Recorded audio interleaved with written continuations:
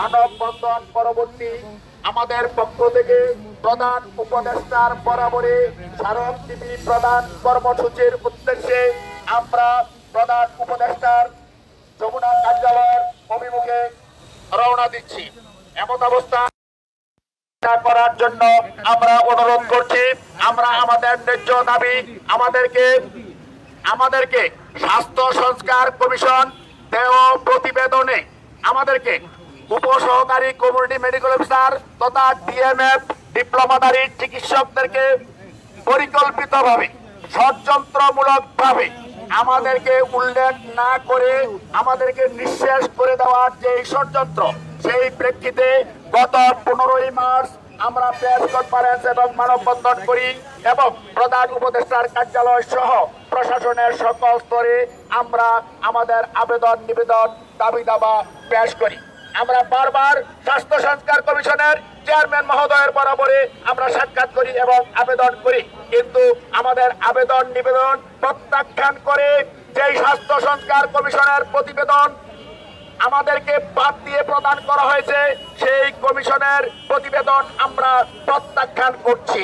প্রধান উপদেষ্টার কাছে সবিনয় অনুরোধ করছি, আপনি প্রান্তিক পর্যায়ে দরিদ্র জনগোষ্ঠীর আর্থিক উন্নয়নে যেভাবে কর্মসূচি প্রণয়নের মাধ্যমে সারা বিশ্বে সমাদৃত হয়েছেন, তেমনি ভাবে বিশ্বের প্রায় 80টি দেশে ডিপ্লোমা চিকিৎসক কোর্স চালু আছে এবং সম্মানজনকভাবে পেশাদারিত্বের সাথে দায়িত্ব পালন করে আসছে। আমরাও গ্রাম বাংলার সাধারণ মানুষের স্বাস্থ্য সেবা উন্নয়নে কাজ করে যাচ্ছি। আমাদেরকে বাদ দিয়ে তৃণমূল বাহিনীর যে অবস্থান সেখান থেকে তারা কোনোভাবে নিশ্চিত করা সম্ভব না। আমরা তাই স্বাস্থ্য উপকেন্দ্র এবং ইউনিয়ন পর্যায়ে স্বাস্থ্য ও পরিবার কল্যাণ কেন্দ্র, উপজেলা স্বাস্থ্য কমপ্লেক্স সহ সকল ক্ষেত্রে তৃণমূল পর্যায়ে স্বাস্থ্য সেবা নিশ্চিত করে আসছি। সেই প্রেক্ষিতে আমাদের দাবি দাবা সম্পর্ক স্মারকলিপি প্রদানের জন্য আমরা প্রধান উপদেষ্টার অভিমুখে আমরা রওনা দিচ্ছি।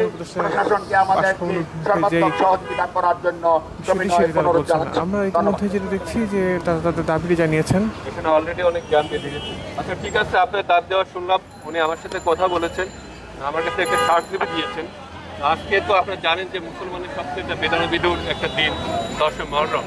আমাদের সবাই কিন্তু দায়িত্ব পালন করতে উদ্দেশ্যে, আর আজকে কিন্তু গভর্নমেন্ট হলিডে, হ্যাঁ, সেই কারণে আজকে কিন্তু যাওয়ার সুযোগ নেই। আর ওটা তো মাননীয় প্রধান উপদেষ্টা মহোদয়ের বাসভবন, ওখানে কিন্তু কোনো কার্যালয়ে আমরা সাধারণত যেটা করি, এখানে আসলে আমরা দাবি দেওয়া সম্পর্কে একটা প্রতিনিধি সর্বোচ্চ আপনার 3 থেকে 4 সদস্য আমরা অফিসার দিয়ে তার কার্যালয়ে পাঠায়, যোগাযোগ করে ওইখানে দেওয়া হয়। তো আপনারা আগামীকাল 4 জন, সর্বোচ্চ 4 জন সদস্য আমাদের 11টার মধ্যে এখানে আসবেন। আমি থাকলে তো আমি আছি, না হলে আমার পিআই সাহেব আছে, আপনাদের সহ আমরা অফিসারকে ওখানে পাঠানোর ব্যবস্থা করি। ধন্যবাদ। আর আপনারা এখনই শেষ করে দেবেন। আমরা প্রশাসনের যেমনটি দেখলাম যে তাদের যে উপস্থিতি, সেই উপস্থিতি ইতিমধ্যে এখানে শেষ হয়ে যাচ্ছে, অর্থাৎ তারা যে তাদের কর্মসূচি সেটি স্থগিত করার পূর্বে যেটি বলেছিল আইন শৃঙ্খলা বাহিনীর পক্ষ থেকে বলেছে, তাদের যে স্মারকলিপি সেটি আগামীকাল তারা